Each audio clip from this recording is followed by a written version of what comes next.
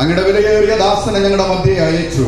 ഈ മീറ്റിംഗ് പ്രാർത്ഥിച്ചാരംഭിക്കുവാനും ഞങ്ങൾക്ക് ആവശ്യമായ ആത്മീയ ഉപദേശം തരുവാനും കർത്താവ് ഉപയോഗിച്ചതിനായി നന്ദിയോടെ സ്തോത്രം. അപ്പ ഈ ചെറിയ കൂട്ടായ്മയിലേക്ക് അങ്ങയുടെ ദാസൻ കടന്നു വന്ന ആ വലിയ സ്നേഹത്തെ ഓർത്ത് പരിശുദ്ധ പിതാവേ, ഞങ്ങൾ അങ്ങയെ വാഴ്ത്തുകയും ആരാധിക്കുകയും ചെയ്യുകയാണ്.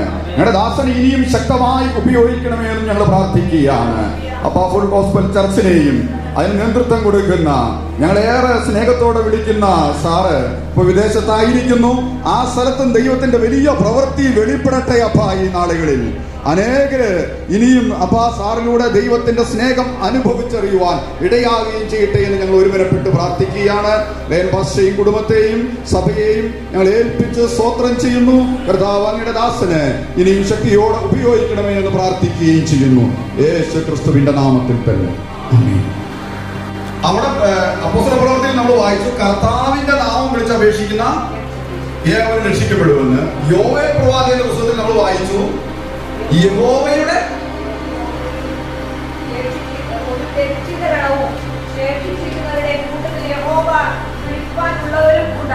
യഹോവ വിളിപ്പാനുള്ളവരും ഉണ്ടാകും. ഹല്ലേലൂയ. ഒരു ശേഷിപ്പിനെ ഈ കാലഘട്ടത്തിൽ യഹോവ ഭൂമിയിൽ അന്വേഷിച്ചു കൊണ്ടിരിക്കുന്നു. ലോകമെമ്പാടും ഒരു പ്രവൃത്തി, ദൈവത്തിന്റെ പ്രവൃത്തി നടന്നുകൊണ്ടിരിക്കുകയാണ്. പ്രിയപ്പെട്ടവര്, ദൈവം തന്ന അധികാരം പലപ്പോഴും, ദൈവം തന്റെ മക്കൾക്ക് തന്ന അവകാശം പലപ്പോഴും നമ്മൾ തിരിച്ചറിയാതെ തെറ്റി ഉഴലുന്ന ആദികളെ പോലെ അലഞ്ഞുകൊണ്ടിരിക്കുക. നമ്മളുടെ ഉള്ളിൽ തന്നിട്ടുള്ള അധികാരം എന്താണ്? അഭിഷേകത്തിന്റെ പവർ എന്താണ്? എന്തിനാണ് ഈ അഭിഷേകം തന്നിട്ടുള്ളത്?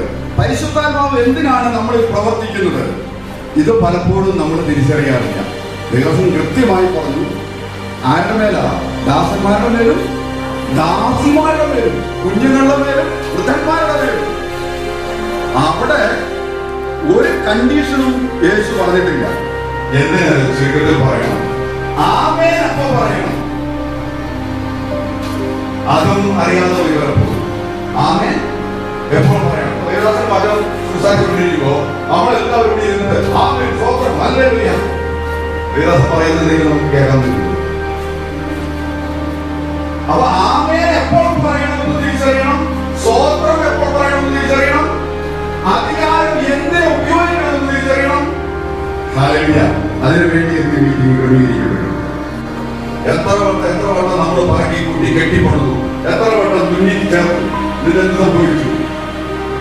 അതിനെ ദൈവത്തിന്റെ രാജ്യത്തിന് അന്വേഷിക്കണം. ഈ ശക്തി തന്നിട്ടുള്ളത്, ഈ അധികാരം തന്നിട്ടുള്ളത് ദൈവസഭയ്ക്ക് വേണ്ടിയാണ്, ദൈവനാമത്തിന് വേണ്ടിയാണ്. അപ്പോ പുരോഹിതൻ ആലയത്തിൽ കയറിയാൽ എന്താണ് സംഭവിക്കുക? പുരോഹിതൻ ആലയത്തിൽ കയറിയാൽ എന്താണ് സംഭവിക്കുക? നിങ്ങൾ കണ്ടിട്ടില്ലേ? സാധാരണ പാസ്റ്റർമാർ ശുശ്രൂഷിക്കണം, എന്താ സംഭവിക്കുക? ജനത്തെ ശുശ്രൂഷിക്കും. അങ്ങനെയാണെങ്കിൽ മഹാപുരോഹിതനായ യേശു എന്റെയും നിങ്ങളുടെയും ശരീരമായ മന്ദിരത്തിനകത്ത്, നമ്മുടെ ഇന്നർ മനുഷ്യന്റെ അകത്ത് ഈ മഹാപുരോഹിതൻ പ്രവേശിച്ചാൽ അവിടെ എന്ത് സംഭവിക്കും? അവിടെ എന്താ സംഭവിക്കുക? അവിടെ ശുശ്രൂഷ നടക്കും. യേശു എന്റെയും നിങ്ങളുടെ അകത്ത് കയറിയാൽ ആദ്യം ചെയ്യുന്നത് ഇതിനെ അങ്ങ് പൊളിക്കും. ഒന്ന് സഹോദരങ്ങൾ, ഇത് തിരിച്ചറി. ആദ്യം ചെയ്യുന്നത് ഇതിനെ അങ്ങ് പൊളിക്കും. പഴയ മനുഷ്യനായ ഷാജിയെ പൊളിക്കും. പൊളിക്കാൻ അനുവദിക്കാതെ പുതുക്കി പണിയാൻ പറ്റില്ല. ഇത് എവിടെ മുതൽ പൊളിക്കണം അറിയോ?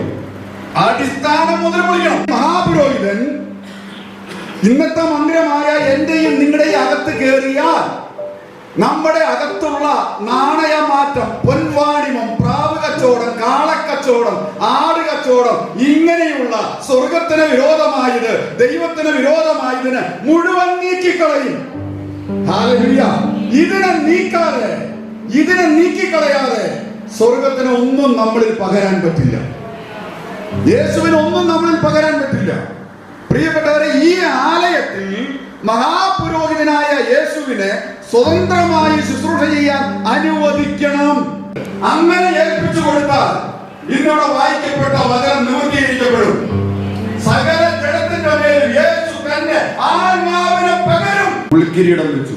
അടുത്തത് പരസ്യമായി നഗ്നനാക്കി നമ്മുടെ അപ്പനെ, നമ്മുടെ കർത്താവിനെ എന്നിട്ട് തന്റെ വിലാപ്പുറത്ത് കുത്തി.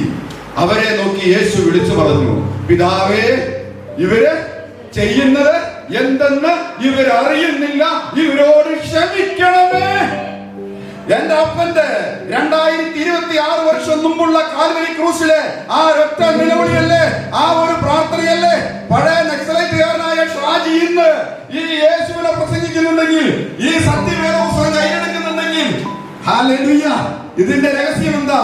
എനിക്കും നിങ്ങൾക്കും വേണ്ടി ഒരുവൻ കാൽവരി ക്രൂസിൽ കിടന്ന് നിലവിളിച്ചു, എന്റെ മക്കള് ചെയ്യുന്നത് എന്തെന്ന് അവരറിയുന്നില്ല, അവരോട് ക്ഷമിക്കണമേ. ഹല്ലേലൂയ. ഈ അധികാരം തരാനാണ് യേശു പറഞ്ഞേ. ഏതധികാരം?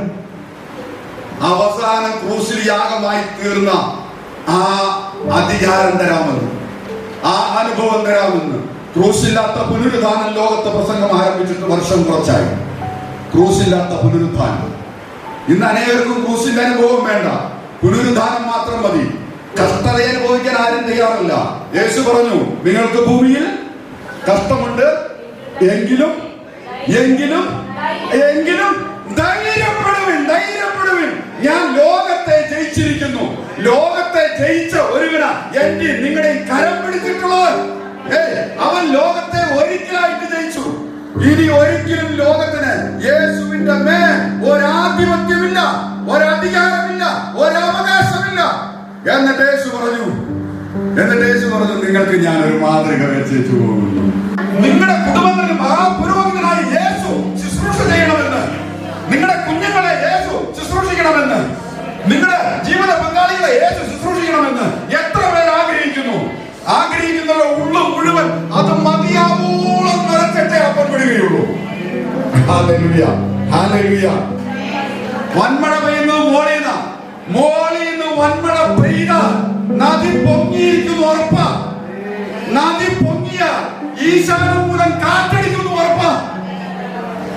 പക്ഷേ ആദ്യമേ പരിശുദ്ധമായ വന്മഴ ചൊരിഞ്ഞതിന് ശേഷമാണ് നദി പൊങ്ങുകയുള്ളൂ. നമ്മൾ നമ്മുടെ അധികാരം തിരിച്ചറിയാത്തത് കൊണ്ടാണ് പ്രിയപ്പെട്ടവരെ നമ്മൾ ജീവിതത്തിൽ ചെറിയൊരു കാറ്റടിക്കുമ്പോഴേക്കും താളം തെറ്റുന്നത്, നമ്മൾ കരയുന്നത്, നമ്മളെ കാണുന്നത്. നിങ്ങൾ ഇപ്പോഴേ കരയി നെടുവീണായി പെരക്കകത്ത് കിടന്ന് കരഞ്ഞ് ഉരുണ്ടും മറന്ന് പ്രാർത്ഥിക്കും. നിങ്ങളുടെ പ്രാർത്ഥന അടച്ചുമുട്ടിയല്ല, ആരും കാണണ്ട. ഹല്ലേലൂയ. കണ്ണ് തന്നത് എന്റെ അപ്പനാ, നാവ് തന്നത് എന്റെ അപ്പനാ, കൈകാര്യം തന്നത് എന്റെ അപ്പനാ.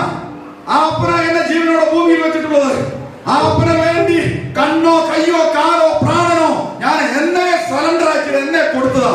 ആ എന്നെ കൊല്ലുമെന്ന് പറഞ്ഞാൽ പിന്നെ ചിരിക്കുകയല്ലാതെ ഞാൻ കരയൂ. ഞാൻ എന്റെ അപ്പനെ സ്വോത്രമല്ലാതെ വേറെ എന്തെങ്കിലും പറയൂ? പ്രിയപ്പെട്ടവരെ, ഇങ്ങനെ സ്വോത്രം പറയാൻ എത്ര പേർക്ക് പറ്റും? ഇങ്ങനെ ജീവിതം നിങ്ങളുടെ ജീവിതം ആലയമാക്കി മാറ്റാൻ എത്ര പേർക്ക് പറ്റും? ഈ ആലയത്തിൽ മഹാപുരോഹിതൻ വന്ന് നടക്കുന്ന കാര്യങ്ങളൊക്കെ നടക്കണം കേട്ടോ. ചില ആലോചനകൾ പറയും, ചില ആളുകളെ ദൈവസഭയിൽ കൊണ്ടുവരും, ചില രാജ്യങ്ങളിലേക്ക് യാത്ര ചെയ്യും, ചില ദേശങ്ങളിൽ കടന്നു ചെല്ലും, ചില കുടുംബങ്ങളിൽ കാലുകുത്തും. അതെല്ലാം ദൈവത്തിന്റെ മക്കളായി മാറും, ദൈവത്തിന്റെ ഭവനമായി മാറും. യേശുവിന്റെ അധികാരമുള്ള നാമത്തില്, യേശുവിന്റെ അധികാരമുള്ള നാമത്തില്, യേശുവിന്റെ അധികാരമുള്ള നാമത്തില്, യേശുവിന്റെ അധികാരമുള്ള നാമത്തില് ഈ അഭിഷേകത്തെ, ഈ അഭിഷേകത്തെ, ഈ അധികാരത്തെ ഞങ്ങൾ കൈമാറുന്നു, ഞങ്ങൾ കൈമാറുന്നു, ഞങ്ങൾ കൈമാറുന്നു. ശരീരത്തിനെ വഹിക്കാൻ കഴിയാത്ത പരിശുദ്ധാത്മാവിന്റെ ശക്തി വ്യാപരിക്കട്ടെ, വ്യാപരിക്കട്ടെ. യേശുവിന്റെ നാമത്തിൽ, യേശുവിന്റെ നാമത്തിൽ, യേശുവിന്റെ നാമത്തിൽ, യേശുവിന്റെ നാമത്തിൽ.